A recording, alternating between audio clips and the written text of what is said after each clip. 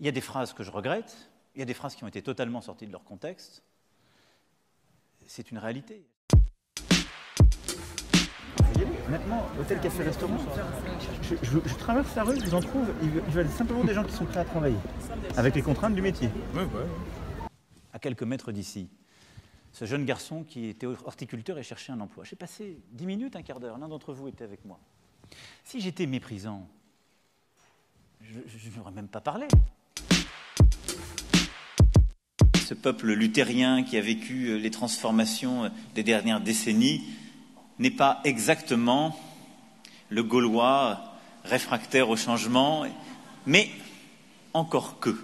Je n'ai pas le sentiment que ce soit un scoop que la France ait été composée de tribus gauloises, et c'est pour moi une très grande fierté.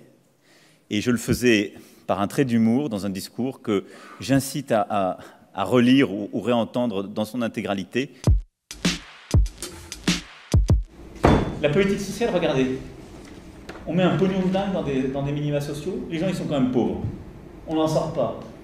Et même si on ressent que c'est une injustice, quand c'est mal compris et que ça blesse, c'est une erreur. Je serai d'une détermination absolue. Et je ne céderai rien.